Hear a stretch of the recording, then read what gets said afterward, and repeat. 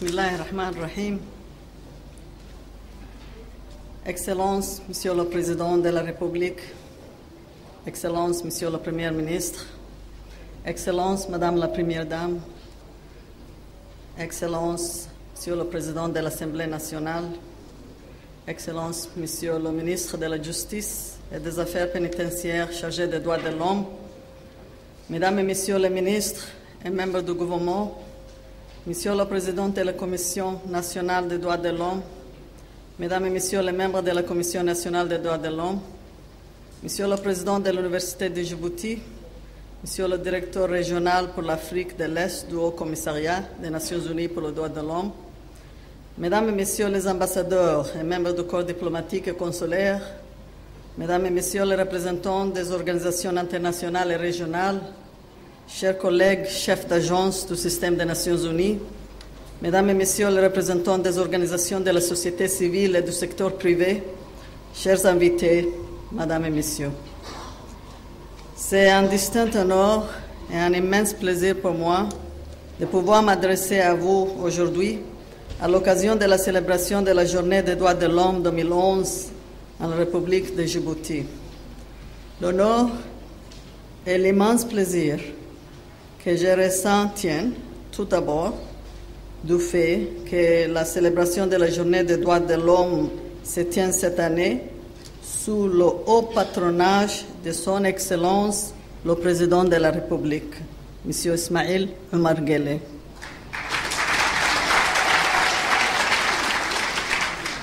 Pour moi, la présence parmi nous de celui que je veux appeler aux ânes de la terminologie onusienne, le garanteur suprême, le garant suprême, Madame m'a corrigé avant, merci Madame la ministre, le garant suprême des droits de l'homme dénote à l'ultime de l'engagement du gouvernement djiboutien à œuvrer pour l'instauration et le respect total des droits de l'homme dans ces pays.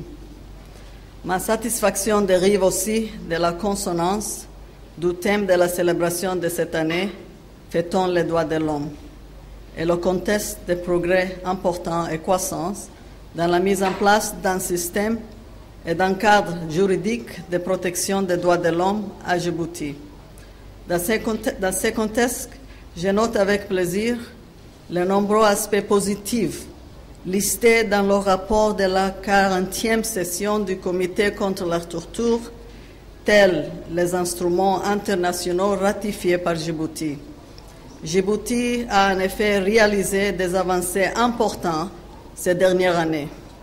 Certes, il reste du chemin à parcourir pour être en pleine conformité avec toutes les conventions signées, mais je n'ai nul doute que le gouvernement de Djibouti y arrivera. Je relève aussi et surtout la franchise attribuée par l'audit comité au rapport soumis par Djibouti. Je salue donc le courage et la candeur du gouvernement djiboutien par rapport aux contraintes et défis qui restent à surmonter. Je suis convaincu que Djibouti est résolument engagé à faire face aux défis sur le chemin de la construction d'un plein état de droit. En effet, aujourd'hui, je participe pour la 2e fois à la célébration de la Journée des droits de l'homme ici à Djibouti. Célébration qui est la 4e qui se tient à Djibouti. Pour moi, cela est un témoignage additionnel de la solidité de l'engagement du gouvernement et de la société civile de Djibouti à œuvrer ensemble dans la promotion et le respect des droits de l'homme. Mesdames et Messieurs, il est important aussi de souligner qu'il n'appartient pas uniquement au gouvernement djiboutien d'œuvrer pour la promotion des droits de l'homme. Cette tâche incombe également à tous les Djiboutiens, hommes et femmes, y compris la jeunesse djiboutienne. Les droits de l'homme doivent faire partie non seulement de la formation intellectuelle des gens, mais aussi de leur formation civique. C'est important ainsi de reconnaître le rôle crucial que joue la société civile de Djibouti dans la promotion du respect des droits de l'homme à Djibouti et de leur exprimer notre gratitude pour leur contribution à l'élimination de la discrimination contre les membres des groupes les plus vulnérables, les femmes et les enfants, les personnes avec besoins spéciaux, les personnes atteintes et vivant avec le VIH-Sida, les très pauvres, les réfugiés. Nous devons ensemble accorder une attention particulière aux personnes les plus pauvres à Djibouti. Ils ont le droit à une vie décente et stable. Je fais appel ici en particulier aux partenaires au développement de Djibouti à accroître leur appui aux programmes nationaux de lutte contre la pauvreté. Excellences, Monsieur le Président, Mesdames et Messieurs, au nom des agences du système des Nations Unies à Djibouti, je tiens à renouveler notre engagement à œuvrer en commun et à travers nos mandats respectifs pour la promotion des droits de l'homme à Djibouti dans leur totalité. Pour ce faire, nous nous engageons à supporter le renforcement des capacités de toutes les institutions nationales à vocation de promotion des droits de l'homme y inclut la Commission nationale des droits de l'homme. À cet égard, c'est important de rappeler que les droits de l'homme sont au cœur de tout ce que fait le système des Nations Unies, dont l'UNDAF, qui est le cadre stratégique de planification de l'aide au développement du système des Nations Unies au niveau des pays. En effet, la deuxième phrase de la Charte des Nations Unies lit comme suit. Je paraphrase.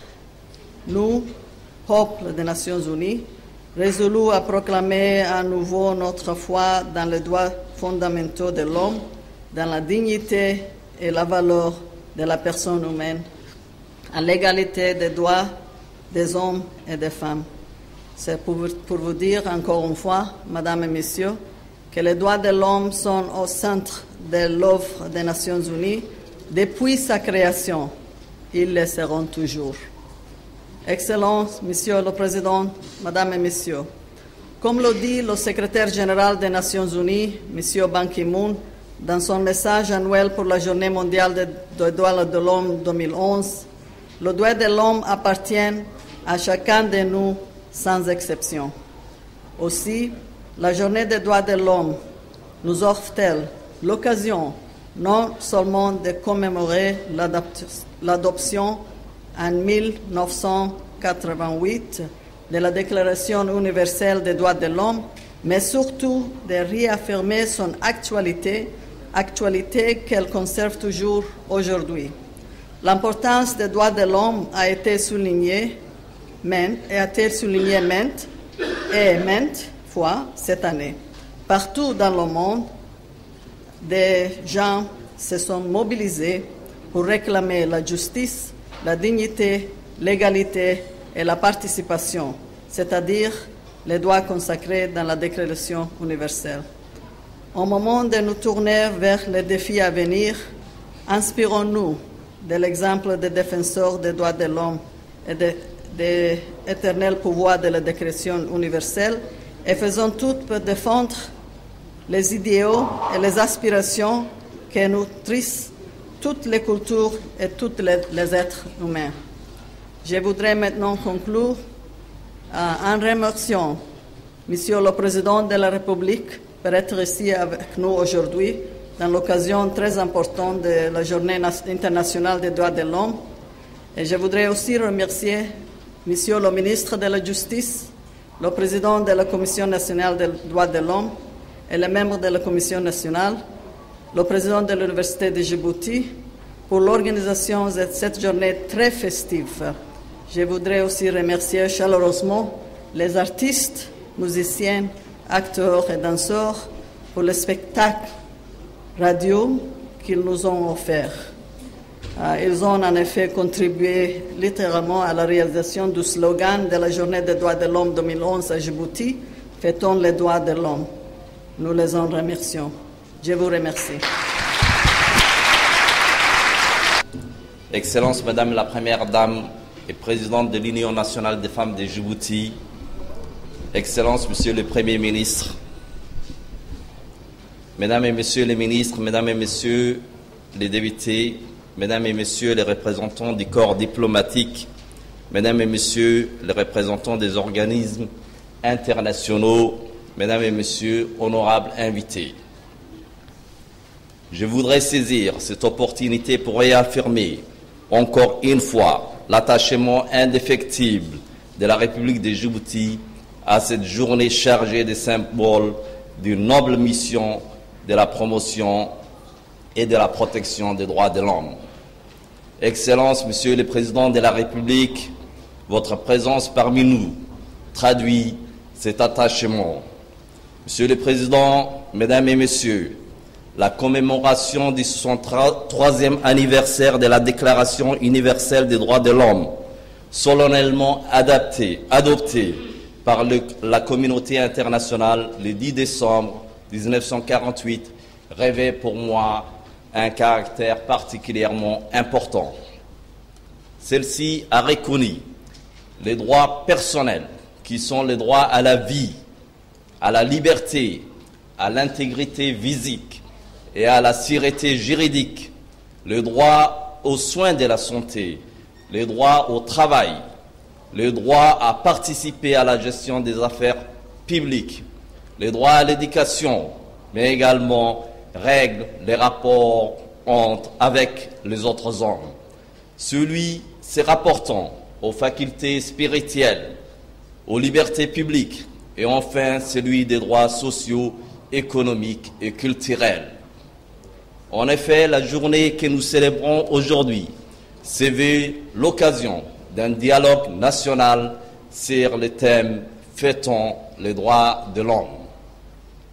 À cet égard, nous avons placé la cérémonie de la célébration de cette journée mémorable au cœur du savoir dans l'enceinte de l'Université de Djibouti et parmi les hommes et les femmes d'avenir, viviers, porteurs de connaissances et d'espoir. Monsieur le Président, Mesdames et Messieurs, notre pays a adhéré à cet important instrument universel dès son accession à la souveraineté nationale le 27 juin 1977. Notre loi fondamentale proclame solennellement son attachement aux principes définis par celui-ci, dont les dispositions font partie intégrante de notre Constitution qui garantit le plein épanouissement des libertés et des droits individuels et collectifs, ainsi que le développement harmonieux de la communauté nationale. Elle fixe également les règles relatives aux garanties fondamentales accordées aux citoyens pour l'exercice des libertés publiques. Excellences, Monsieur le Président, Mesdames et Messieurs, notre pays a ratifié la totalité des conventions relatives aux droits de l'homme, dont je voudrais en passant citer la Charte africaine des droits de l'homme et des peuples. La lourde tâche des droits de l'homme, dont j'assume la charge, a connu au cours de ces dernières années de développement intense. C'est en ce sens que mon département, conformément à la mission dont l'a chargé le président de la République, s'est fixé pour objectif de faire de la promotion des droits de l'homme l'une des principales priorités en centrant son action sur les moyens susceptibles de favoriser la diffusion de cette culture. Il s'agit d'œuvrer pour l'enracinement d'une culture dans notre pays d'échanges et de rencontres, mais aussi de dialogues, de liberté, de paix et de tolérance. À cet effet, je me limiterai à citer les plus importantes actions entreprises dans ce domaine.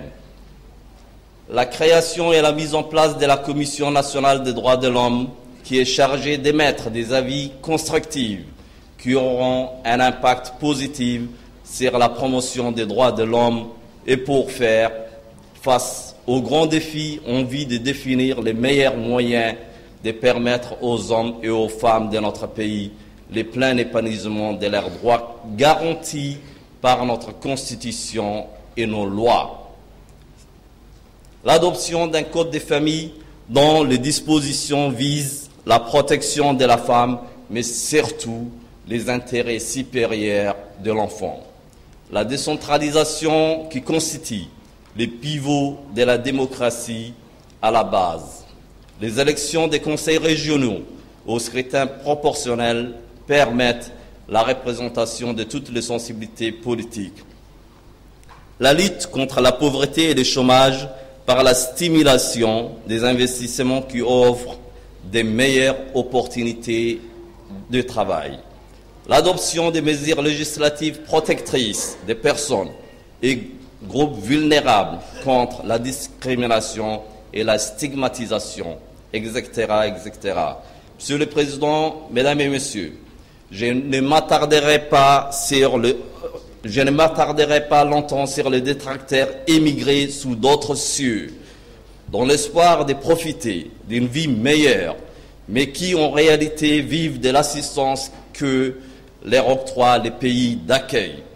Réfractaires à tout effort pour gagner leur vie, ils ressassent à longueur de journée le dénigrement de leur pays et les insultes les plus abjectes contre les autorités légitimes de leur pays d'origine. Cela aurait été mieux pour eux de consacrer leur temps et leur énergie pour gagner dignement leur vie. Leurs actions néfastes n'empêcheront nullement l'avancement de la République de Djibouti dans son entreprise de développement et de progrès, ni de la détourner des efforts pour la protection et de la promotion des droits de l'homme.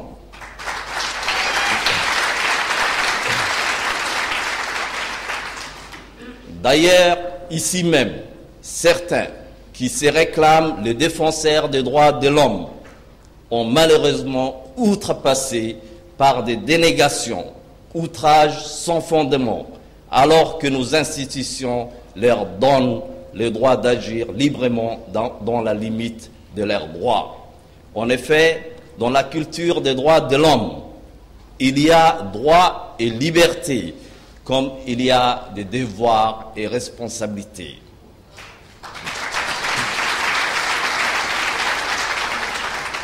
Dans notre pays, cette culture est profondément enracinée dans nos valeurs et traditions ancestrales.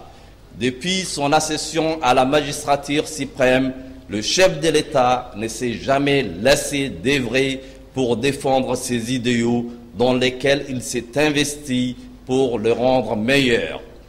Monsieur le Président, Mesdames et Messieurs, je me permets de déclarer solennellement que je continuerai à œuvrer sans relâche pour la consolidation, la protection et la promotion des droits de l'homme. Puisse le Très-Haut nous aider dans notre action et nous prodiguer la réussite nécessaire afin que nous puissions œuvrer tous à la consolidation de l'État et des droits, de l'État des droits et de la promotion des droits de l'homme. Je vous remercie, Excellence, Monsieur le Président de la République, Mesdames et Messieurs, d'avoir consacré une partie de votre temps à cette cérémonie que vous avez tenu d'honorer de votre présence. Merci encore une fois de votre aimable attention. Bismillah ar-Rahman ar-Rahim. Salatu wassalamu ala Rasulillahi sallallahu alayhi wa sallam. Mesdames et messieurs, la commémoration de la Journée mondiale des droits de l'homme est une bonne occasion pour tous les acteurs concernés de faire l'inventaire sur la situation des droits humains. Une bonne occasion aussi pour réfléchir ensemble et faire avancer cette grande cause nationale. Pour toutes ces raisons, cette journée, au-delà de son aspect symbolique, a sa pertinence et sa raison d'être. Pour les nations du monde, l'universalité des droits de l'homme trouve avant tout son ancrage dans le particularisme des cultures, des traditions et des organisations sociales et politiques. Les Djiboutiennes et les Djiboutiennes trouvent dans leur culture, dans leur religion et dans la constitution de leur pays les raisons objectives qui leur font devoir d'ériger les droits de l'homme en valeur suprême. Cependant, mesdames et messieurs, vous le savez autant que moi, le respect et la protection des droits de l'homme ne se décrètent pas et ne se réalisent pas dans une simple adhésion théorique. Cela nécessite de l'effort, de la vigilance, de la persévérance. Cela exige des moyens, de la volonté, de la détermination. Il s'agit d'une conquête permanente pour venir à bout des pesanteurs, des abus et des conservatismes. La République de Djibouti est fière de faire avancer ce combat pour la dignité humaine, pour que les hommes et les femmes qui composent notre nation jouissent pleinement de leurs droits dans l'égalité, la liberté et la paix. Toutes les actions politiques que nous avons menées jusqu'ici ont pour point de convergence l'amélioration des conditions d'existence de nos concitoyens. Et bien qu'il nous ait fallu composer parfois avec une conjoncture économique incertaine et des réformes difficiles à mettre en place, nous n'avons jamais dévié de notre trajectoire ni de notre objectif. Aujourd'hui, tout en me gardant de verser dans l'autosatisfaction, il ne me semble pas illégitime de mettre en relief les progrès accomplis et les avancées réalisées dans ce domaine. Le ministre de la Justice et le président de la Commission nationale des droits de l'homme qui m'ont précédé ont passé en revue les grandes réalisations. Je ne voudrais pas les rappeler, mais m'arrêter un instant sur ce qui me semble donner une cohérence à nos acquis et à notre quête. Pour nous, en effet, les droits de l'homme demeureraient un concept abstrait si on ne les déclinait pas dans le droit à l'éducation, le droit à la santé ou encore le droit au logement, c'est-à-dire le droit à tout ce qui garantit à nos concitoyens une existence digne. C'est tout cela qu'il nous faut garder à l'esprit, tout cela qui doit s'agréger pour former une vision d'ensemble. Une vision d'ensemble qui donne toute sa pertinence et son efficacité aux investissements du gouvernement dans les secteurs de l'éducation, de la santé, du logement et de façon plus globale dans le développement social. Comme j'ai pu le dire, il y a lieu de nous montrer modestes car nous restons conscients de nos insuffisances et de ce qui nous reste à réaliser. Dans ce contexte, il nous faut rester lucides mais exigeants et surtout nous garder de privilégier une approche purement statistique qui verse dans l'idéologie du globalement positif. Cela ne serait pas convenable. Cela ne serait pas convenable vis-à-vis de telle ou telle femme victime de violences conjugales ou autres. Cela ne serait pas convenable vis-à-vis de telle ou telle personne discriminée à l'embauche pour son handicap. Cela ne serait pas convenable également vis-à-vis de tel ou tel citoyen lesté de ses droits par des actes d'abus ou de corruption. Plus nous ouvrirons les yeux sur telle pratique ou tel comportement, plus notre société ira de l'avant. Mesdames et messieurs,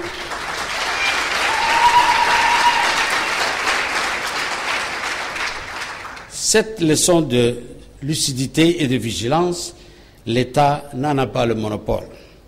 Osons le dire ensemble, l'État n'est pas le tout. L'État ne peut pas tout. Ce n'est pas un aveu de faiblesse que j'exprime ici, mais un aveu de sincérité et d'objectivité.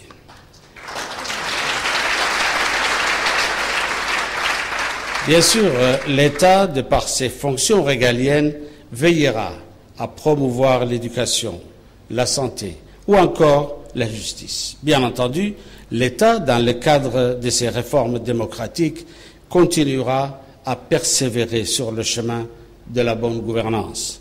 Néanmoins, la protection des droits de l'homme ne peut se faire pleinement et efficacement que si d'autres partenaires, d'autres compétences et d'autres acteurs viennent consolider l'action de l'État.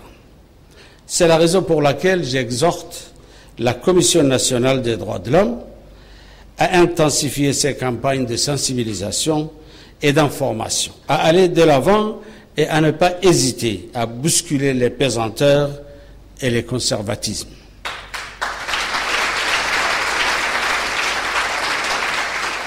C'est pour cela que j'exhorte notre société civile dans son ensemble à prendre leur place à part entière dans la défense et la protection des droits de nos concitoyens.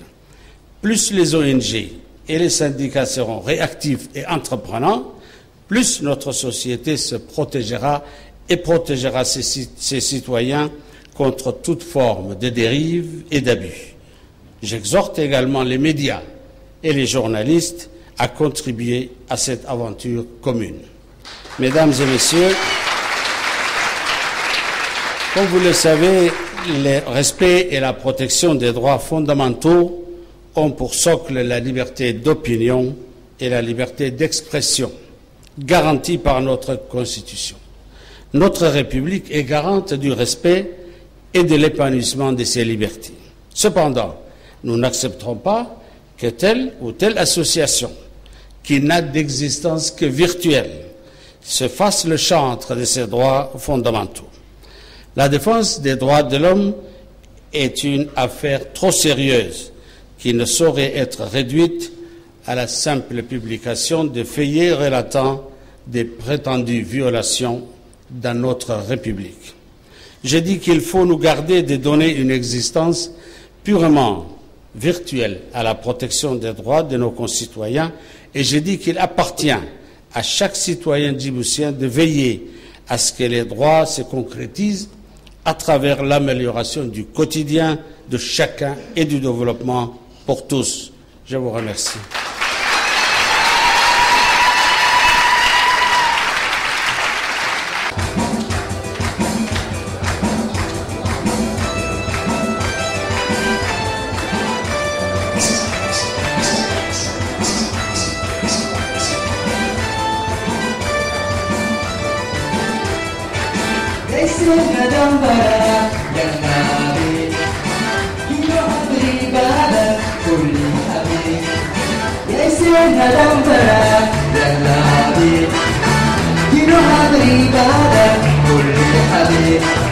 رمضان لا يجري الدين غناني